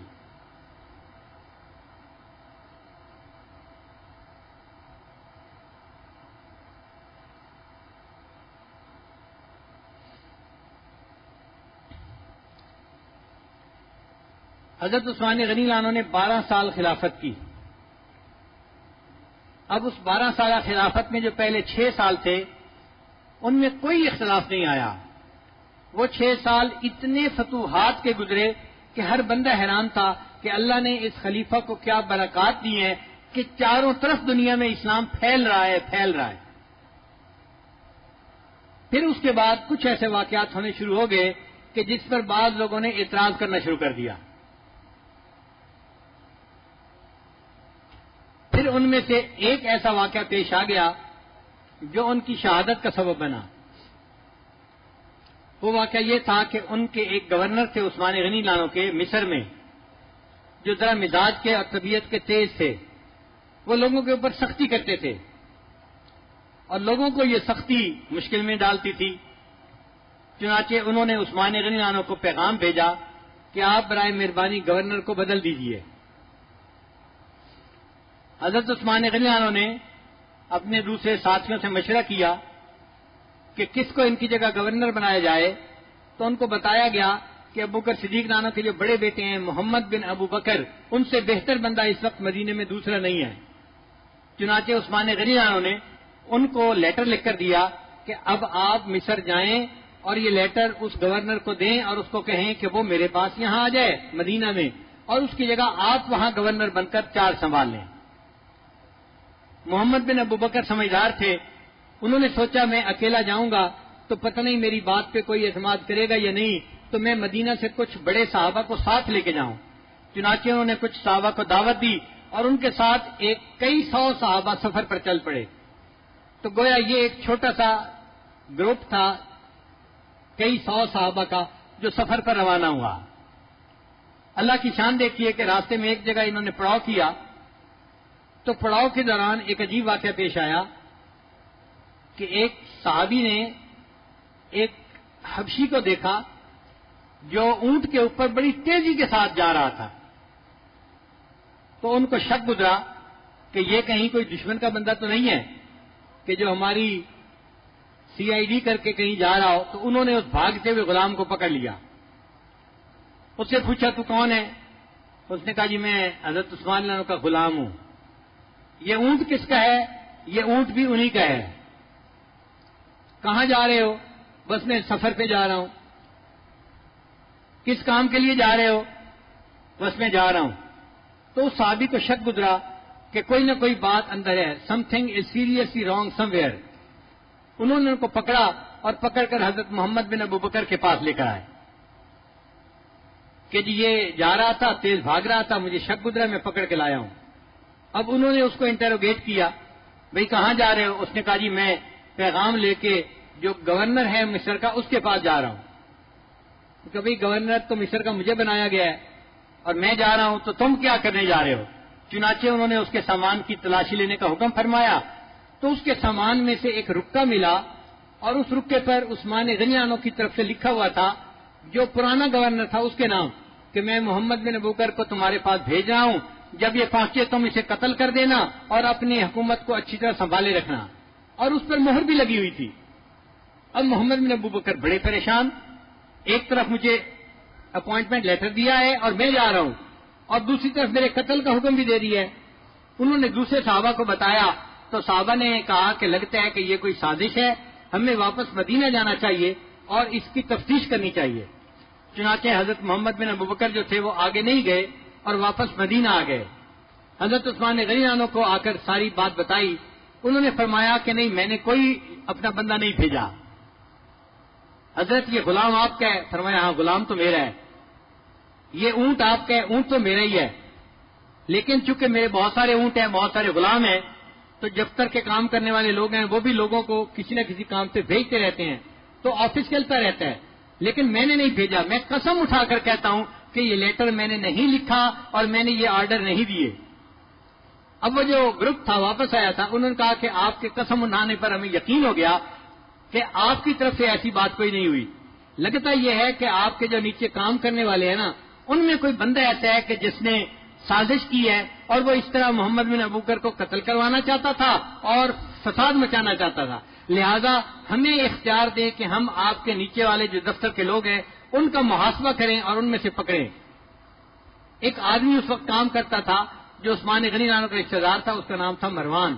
ان کو اس پہ شک تھا کہ یہ چونکہ قریبی ہے تو حضرت عثمان غنی عنہ کی جو مہر لگائی تو یہی لگا سکتا ہے اور یہی کام یہ کر سکتا ہے. چنانچہ انہوں نے کہا کہ جی مروان کو ہمارے حوالے کرو. حضرت عثمان غنی عنہ نے محسوس کیا کہ اگر میں نے مروان کو ان کے حوالے کر دیا تو یہ لوگ تو اس کو قتل کر دیں گے اور ایک اور قتل کا جو ہے معاملہ شروع ہو جائے گا اور اس کا ذمہ دار میں بنوں گا. عثمان غنی عنہ نے فرمایا کہ دیکھو مجھے تھوڑے دن دو، میں پہلے خود تفتیش کرتا ہوں، پھر جو مجھے ہوگا میں آپ لوگوں کے حوالے کر دوں گا. اب نزاع کا جو پوائنٹ تھا وہ یہ تھا، لوگ کہتے تھے کہ نہیں فلاں کو ہمارے حوالے کرو، اور حضرت فرماتے تھے کہ میں خلیفہ ہوں، مجھے موقع دینا چاہیے 10 دن، مہینہ، 2 مہینے، میں تفتیش کروں، جو تفتیش میں مجرم نکلے گا میں اس کو حوالے کروں گا. میں ایسے ہی کوئی بندہ کیسے حوالے کر دوں؟ اگر ایسے ہی کوئی بندہ حوالے کر دوں گا تو میں مجرم بنوں گا. چنانچہ انہوں نے شور مچانا شروع کر دیا اور حضرت عثمان غنی عنہ کے گھر کے سامنے جو ہے وہ مجمع لگا دیا. حضرت عثمان غنی عنہ اپنے گھر کے اندر بند ہو کر محصور ہو گئے. مدینہ کے باقی صحابہ نے پوچھا کہ حضرت آپ خلیفہ ہیں، ہمارے بارے میں حکم فرمائے. حضرت نے فرمایا میں مدینہ میں کوئی فساد نہیں چاہتا، کوئی خون خرابہ نہیں چاہتا، تم سب لوگ مسجد میں جاؤ اور اپنے گھروں میں جاؤ اور مدینہ میں کوئی جھگڑا مت کرو. معاملہ میری ذات کا ہے تو کوئی بات نہیں، میں سختی اپنے اوپر برداشت کر لوں گا، مگر میں کسی بندے کو اپنے ہاتھ سے بغیر تحقیق اور تفتیش کے کسی کے حوالے نہیں کر سکتا. اب وہ جو بلوائی تھے، فتنہ مچانے والے تھے، ان کی تعداد 150 تھی. 150 بندے تو ویسے ہی جمع ہو جاتے ہیں کسی بات پر، یہ کوئی اتنی بڑی بات نہیں تھی. مگر ان 150 بندوں نے ادھم مچا دیا کہ جی اگر ہمیں یہ بندہ حوالے نہیں کرتے تو ہم حضرت عثمان غنی عنہ کو شہید کر دیں گے. صحابہ کرام پریشان تھے. ایک صحابی نے مشورہ بھی دیا کہ آپ خلیفہ ہیں اور آپ کے حکم پر اندلس اور کہاں کہاں کے ملک فتح ہو گئے ہیں، آپ حکم فرمائیں یہ 150 بندوں کو ہم یہاں سے غائب ہی کر دیں گے. عثمان غنی عنہ نے فرمایا میں اپنی ذات کی خاطر مدینہ میں خون نہیں بہانا چاہتا. چنانچہ اپنے گھر تشریف لے آئے اور وہاں آ کر آپ محصور ہو گئے. وہ جو دروازے کے اوپر لوگ کھڑے تھے انہوں نے خوراک جو پہنچنی تھی وہ بند کر دی. چنانچہ کئی دن تک پانی اندر نہیں گیا. حدیث پاک میں آتا ہے کہ اب کئی دن گزر گئے تو حضرت عثمان غنی عنہ نے دیوار کے اوپر سے سر باہر کی طرف نکالا، گلی کی طرف نکالا اور فرمایا کہ اگر طلحہ موجود ہیں تو بتائیں. طلحہ رضی اللہ عنہ نہیں تھے. اچھا اگر زبیر رضی اللہ عنہ موجود ہیں تو وہ بتائیں. یہ بدری صحابہ تھے، وہ بھی نہیں تھے. تو انہوں نے فرمایا اچھا اگر علی موجود ہیں تو وہ بتائیں. تو حضرت علی عنہ موجود تھے. فرمایا ہاں میں یہاں موجود ہوں. تو عثمان غنی عنہ فرمایا علی آپ بتاؤ کیا میں نے مسلمانوں کے لیے 20,000 دینار خرچ کر کے بیر روما کو نہیں خریدا تھا اور سارے مدینہ کے لوگوں کے لیے اس کو وقف کر دیا تھا، جس نے پورے مدینہ کے لوگوں کو پانی پلایا، آج 3 دن گزرے مجھے پینے کے لیے پانی نہیں دیا گیا۔ جب حضرت علی نے یہ بات سنی تو انہوں نے اپنے غلاموں کو 3 مشکیں دے کر پانی کی بھری ہوئی بھیجا کہ جاؤ اور عثمان غنی عنہ کے اندر گھر پہنچا کے آؤ۔ وہ غلام جب پہنچانے کے لیے آئے تو جو فتنہ باز لوگ کھڑے تھے انہوں نے ان میں سے کچھ غلاموں کو قتل کر دیا، مگر پانی بہرحال اندر پہنچ گیا۔ اب معاملہ اور شدت اختیار کر گیا۔ بڑے بڑے صحابہ جو تھے وہ حیران کہ ہمیں تو عثمان غنی عنہ نے حکم دیا ہے کہ آپ اپنے گھروں میں جا کے بیٹھ جاؤ، اب ہم کچھ کر نہیں سکتے، تو ہم کیا کرتے ہیں کہ اپنے بچوں کو یہاں حفاظت پہ کھڑا کر دیتے ہیں۔ چنانچہ حضرت علی رضی اللہ عنہ نے سیدنا حسن رضی اللہ عنہ اور سیدنا حسین رضی اللہ عنہ کو دروازے کے اوپر پہرے داری کے اوپر متعین کر دیا۔ حضرت زبیر رضی اللہ عنہ نے حضرت عبداللہ ابن زبیر کو دروازے کے اوپر متعین کر دیا۔ یہ سب نوجوان تھے، ینگ بلڈ تھا۔ انہوں نے کہا کہ ہم گھر کی حفاظت کریں گے اور کسی بلوائی کو گھر کے اندر داخل نہیں ہونے دیں گے۔ چنانچہ کئی دن ان لوگوں نے پہرا دیا اور کوئی بلوائی اندر داخل نہیں ہو سکا۔ اس دوران بلوائیوں نے ایک اور شرارت کی۔ انہوں نے سوچا کہ گھر کے دروازے سے ہمیں کوئی اندر جانے نہیں دے رہا، ہم کسی اور طرف سے داخل ہوں۔ چنانچہ ایک انصاری کا گھر قریب تھا، وہ پہلے اس انصاری کے گھر میں داخل ہوئے دیوار کے ذریعے سے، اور اس کی دیوار سے حضرت عثمان غنی عنہ کے گھر میں جو ہے گھس آئے۔ ان میں محمد بن ابوبکر صدیق عنہ بھی تھے اور 3 بندے اور بھی تھے۔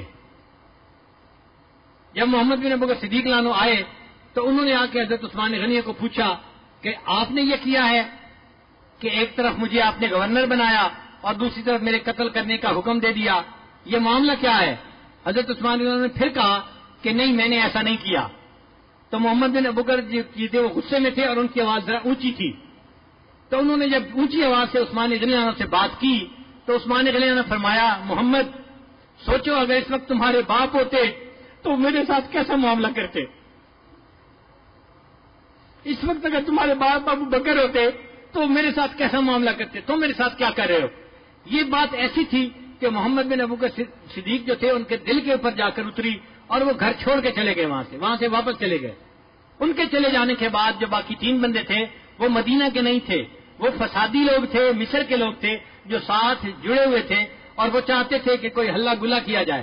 ان میں سے ایک بندے نے پھر حضرت عثمان غنی عنہ کے سر کے اوپر ایک لوہے کی راڈ تھی، لت تھی، وہ ماری اور عثمان غنی عنہ اس طرح شہید ہو گئے، اور ان کا خون کا قطرہ جو تھا جو قرآن مجید کی تلاوت کر رہے تھے اس کے اوپر آ کر گرا، اور وہ لفظ تھا فَسَيَكْفِيكَهُمُ اللَّهُ، ان کے لیے اللہ کافی ہے۔ شہید تو دنیا ہوتی ہے مگر ان کے خون زمین کے اوپر گرتے ہیں، یہ دنیا کا وہ شہید تھا جس کے خون کا قطرہ گرا اور اللہ کے قرآن کے اوپر گرا، قیامت کے دن اللہ کا قرآن ان کی شہادت کی گواہی دے گا۔ ان کی جو اہلیہ تھیں حضرت نائلہ رضی اللہ تعالیٰ عنہ، ان سے پھر بعد میں تفتیش کی گئی کہ کس بندے نے عثمان غنی عنہ کو شہید کیا۔ انہوں نے کہا کہ میں اس بات کی گواہی دیتی ہوں کہ محمد بن ابوبکر آئے تھے، غصے میں کلام کیا تھا، پھر جب عثمان غنی عنہ نے کہا کہ سوچو تمہارے باپ میرے ساتھ کیا معاملہ کرتے، اس بات پہ شرمندہ ہو کے وہ گھر چھوڑ کے چلا گیا، میں گواہی دیتی ہوں اس نے نہیں قتل کیا، اس نے شہید نہیں کیا۔ پھر کس نے کیا؟ وہ کہنے لگی کوئی انجان لوگ تھے، میں ان کی شکل نہیں پہچانتی۔ اب اس کا مطلب یہ کہ فسادی لوگوں نے ایک فساد مچانا تھا اور فساد مچا دیا اور عثمان غنی عنہ کو شہید کر دیا۔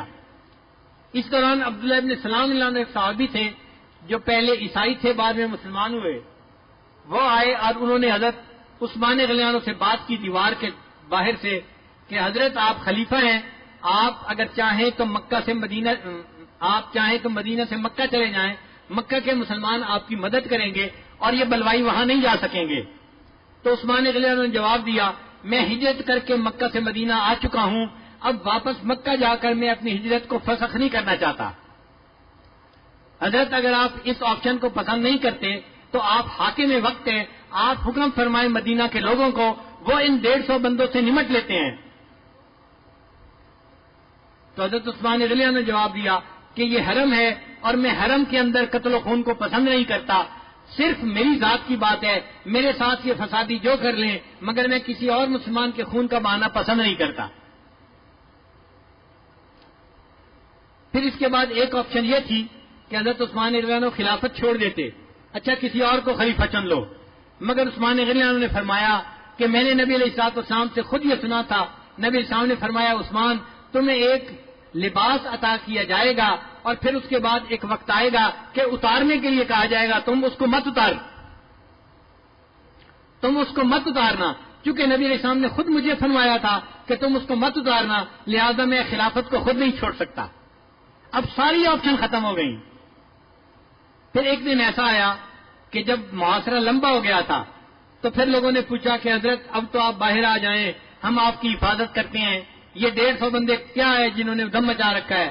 تو عثمان رضی اللہ عنہ نے فرمایا کہ دیکھو میں روزے سے ہوں اور آج رات میں نے خواب میں نبی علیہ السلام کی زیارت کی ہے اور نبی علیہ السلام نے مجھے فرمایا ہے عثمان میں تمہارا انتظار کر رہا ہوں، تم اپنا روزہ میرے پاس آ کر افطار کرنا۔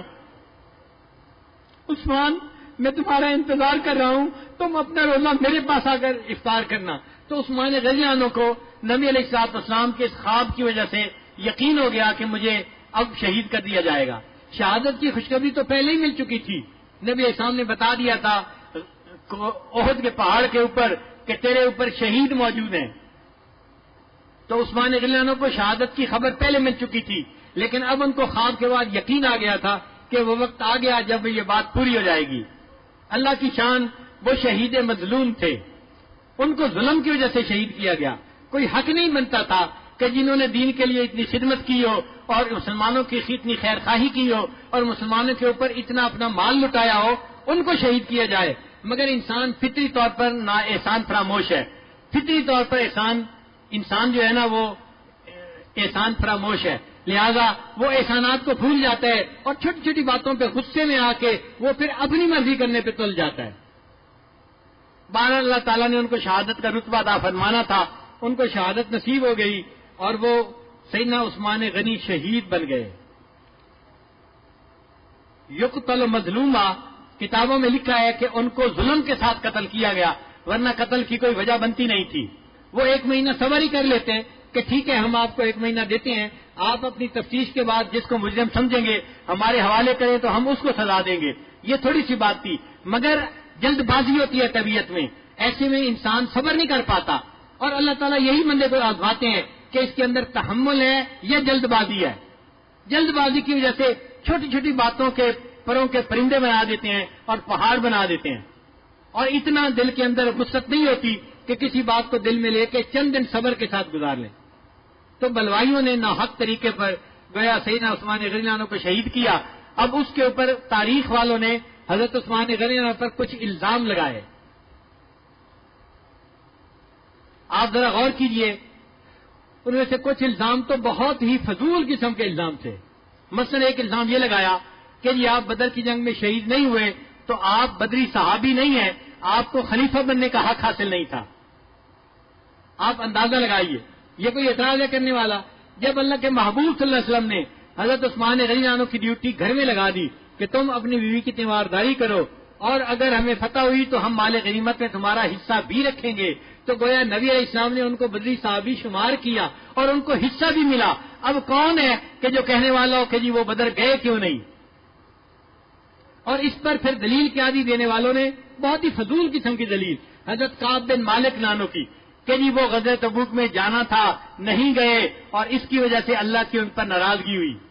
بھائی دونوں قصوں میں فرق تو دیکھو، وہاں جانا تھا، حکم نبوت تھا، جاؤ، نہیں جا سکے کسی وجہ سے، عذر کی وجہ سے، تو ان کا قصہ الگ ہے۔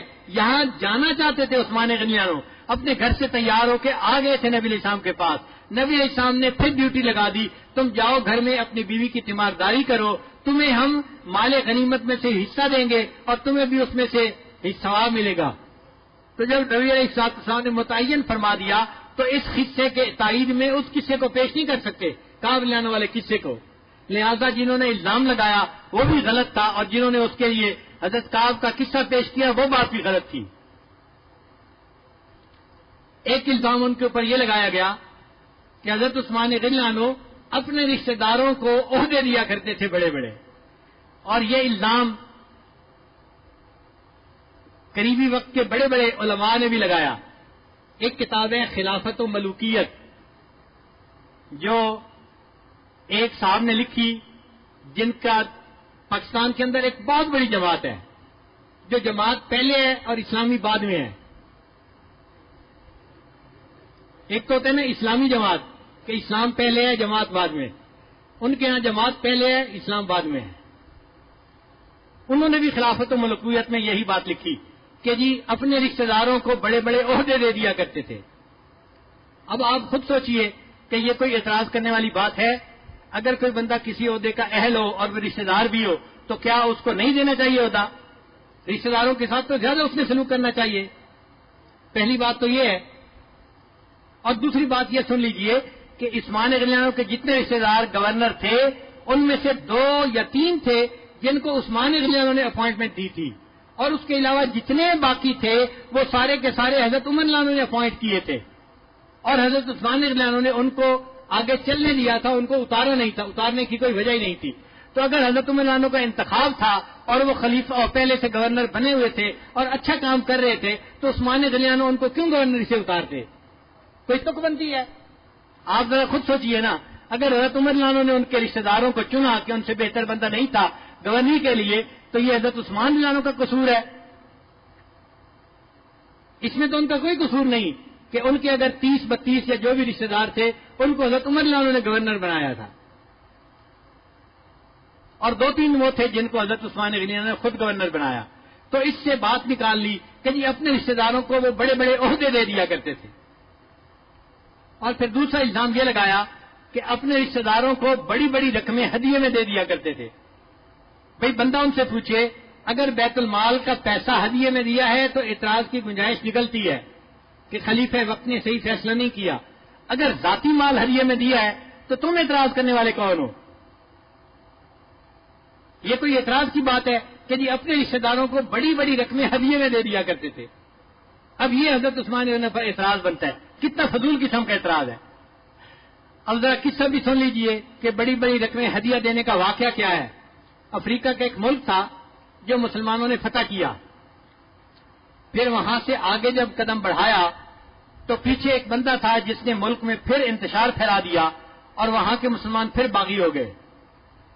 تو لشکر کو پھر لوٹ کے آنا پڑا اور پھر ان سے جنگ کرنی پڑی. 2-3 مرتبہ ایسا ہوا. مسلمان اس کو فتح کرتے اور پھر کسی کو نائب بنا کے آگے جاتے. جب آگے جاتے تو پیچھے پھر خلفشار ہو جاتا اور پیچھے پھر خانہ جنگی ہو جاتی اور لشکر کو پھر لوٹنا پڑتا.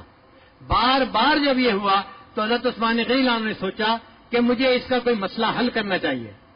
چنانچہ ان کے ایک رشتہ دار تھے جو بڑے سمجھدار تھے اور بڑے معزز جو ہے وہ شخصیت تھے معاشرے کی. حضرت عثمان غنی نے ان کو وہاں کا گورنر بنا کر فوج کا سپہ سالار بنا کر بھیجا اور سپہ سالار کو کہا کہ آپ ان کو فوج کی کمان حوالے کر دیں اور ان کو سمجھایا کہ اس فتنے کو اچھی طرح سے جو ہے وہ ڈیل کرو اور جو اس کی بنیاد ہے نا اس کو توڑو تاکہ یہ بار بار فتنہ سر نہ اٹھائے. وہ وہاں گئے اور گورنر بن گئے، یعنی وہاں کے امیر لشکر بن گئے. اب انہوں نے جنگ کی. جو وہاں لوگ تھے ان کو یہ پتہ چلا ایک ہی بندہ ہے جو یہ سارا فساد مچانے والا ہے. اگر اس بندے کو قتل کر دیا جائے تو وہ بندہ جو ہے قتل ہونے کے بعد باقی ساری عوام اسلام پر رہے گی اور یہ شورش ختم ہو جائے گی. چنانچہ انہوں نے ذہن بنا لیا کہ ہم نے اس بندے کو نہیں چھوڑنا تاکہ فساد باقی نہ رہے. اب دونوں فوجیں آمنے سامنے آ گئی. اب جب آمنے سامنے فوجیں آئیں تو وہ جو بندہ تھا اس کو اطلاع بھی مل گئی. جاسوسوں نے اطلاع دے دی کہ جناب آپ کے اوپر ان کی نظر ہے، آپ کے لیے مشکل وقت آ گیا. تو وہ چالاک آدمی تھا، اس نے اعلان کروا دیا فوج میں کہ جو بندہ دشمن کے امیر کا سر میرے پاس لائے گا میں اس کو 1,00,000 دینار انعام میں دوں گا. اس نے فوج میں اعلان کروا دیا. اب اس کی فوج کا ایک ایک بندہ اس تلاش میں تھا کہ جنگ ہو اور ہم امیر لشکر کو ماریں اور اس کا سر لے کے جائیں اور 1,00,000 دینار اس کا ہم انعام وصول کریں. اب یہ اطلاع مسلمانوں میں بھی آ گئی. اب جو مسلمانوں کے امیر لشکر تھے انہوں نے کسی طرح تو اس کا حل نکالنا تھا نا. انہوں نے اس کا حل یہ نکالا کہ اپنی فوج میں بھی اعلان کروا دیا جو دشمن کے امیر کا سر میرے پاس لائے گا میں بھی اس کو 1,00,000 دینار انعام دوں گا. یعنی ان کے اعلان کے جواب میں امیر لشکر نے بھی اعلان کروا دیا.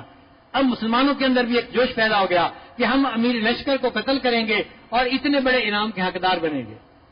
اب اگلے دن جب جنگ ہوئی تو اللہ کی شان دیکھیں کہ اللہ نے مسلمانوں کو فتح عطا فرمائی، اور ایک ایسے صحابی تھے جنہوں نے ان کے امیر کو قتل کیا، اور وہ جو شورش تھی وہ ہمیشہ کے لیے ختم ہو گئی، اور وہ اس کا سر لے کے آئے اور امیر لشکر کو کہا کہ جی آپ نے اعلان کروایا تھا 1,00,000 دینار انعام دینے کا، تو اب میں انعام کو مستحق ہوں، مجھے انعام دیجیے۔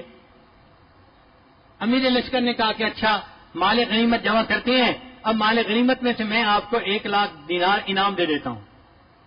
جب انہوں نے یہ کہا تو باقی حضرات نے اعتراض کیا کہ جناب مال غنیمت پر تو ہر مسلمان مجاہد کا حق ہوتا ہے، آپ ایک بندے کو اتنی بڑی رقم اپنی مرضی سے نہیں دے سکتے۔ تو ایک فقہی مسئلہ درمیان میں آ گیا۔ وہ کہتے تھے کہ دیکھو میں نے اس لیے اعلان کروایا تھا کہ اس نے میرے لیے اعلان کروایا تھا، اور میرے اعلان کی برکت سے وہ قتل ہو گیا، شورش ختم ہو گئی، اللہ نے اسلام کو فتح عطا فرمائی، اب میں اپنی طرف سے تو نہیں دے سکتا، تو میں تو مال غنیمت میں ہی دے سکتا ہوں۔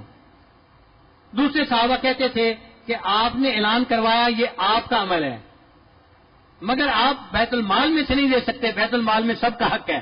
ایک مسئلہ کھڑا ہو گیا۔ اب یہ مسئلہ سیدنا عثمان غنی عنہ کے پاس پہنچا کہ حضرت امیر لشکر نے اعلان کروایا تھا 1,00,000 دینار انعام دینے ہیں، یہ کہتے ہیں میں مال غنیمت میں سے دیتا ہوں، اور دوسرے لوگ اعتراض کرتے ہیں کہ نہیں دے سکتے، اس میں ہر بندے کا حق ہے، ہر بندے میں سے جب تک ہر بندہ اجازت نہیں دے گا نہیں دے سکتے آپ۔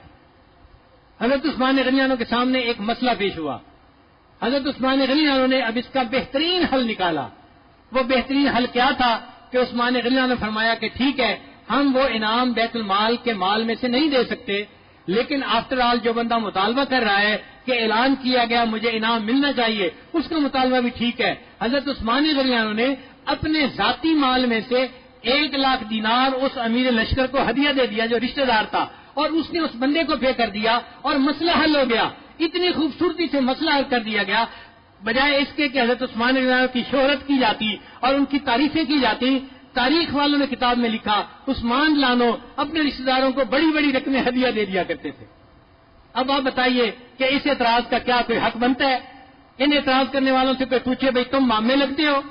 حضرت عثمان غنی عنہ کا اپنا مال تھا، انہوں نے جس کو چاہا ہدیہ دیا، اور انہوں نے مسئلے کو اچھے طریقے سے حل کیا، اعتراض بھی نہیں بنتا بلکہ ان کی تعریف کرنی چاہیے۔ وہ کتنے اچھے خلیفہ تھے کہ جنہوں نے اپنی قربانی دے کر اس مسئلے کو حل کر دیا، بجائے تعریف کرنے کے جو دشمن لوگ ہوتے ہیں وہ نقطے نکال رہے ہوتے ہیں اعتراضات کے۔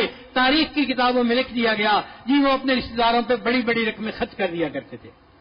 چنانچہ خلافت ملوکیت کتاب میں بھی یہ 2 اعتراض لکھے گئے، ایک اپنے رشتہ داروں کو بڑے بڑے عہدے پیش کرتے تھے، اور اپنی رشتہ داری اپنے رشتہ داروں کو بڑی بڑی رقمیں ہدیہ کر دیا کرتے تھے۔ اب آپ بتائیے ان اعتراض کی کیا اصل اور کیا حقیقت ہے؟ اللہ تعالیٰ ہمیں سیدنا عثمان غنی عنہ کے ساتھ سچی محبت عطا فرمائے، اور ہم قیامت کے دن ان کے وکیل بن کر کھڑے ہوں، ان کی صفائی پیش کرنے والے بنیں۔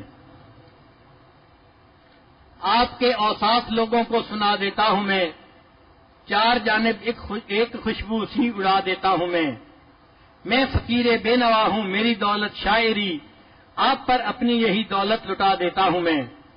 آپ کا روشن حوالہ پڑھ کے بہرے احترام اپنے اس بے نور سینے سے لگا لیتا ہوں میں۔ آپ کی تعریف میں جب شعر کہتا ہے کوئی، صبح کے چہرے سے پھر پردہ اٹھا دیتا ہوں میں۔ ہر طرف ایک چاندنی محسوس ہوتی ہے مجھے، آپ کی یادوں کا جب منظر سجا دیتا ہوں میں۔ آپ کا جب نام لیتا ہوں زباں پر بار بار،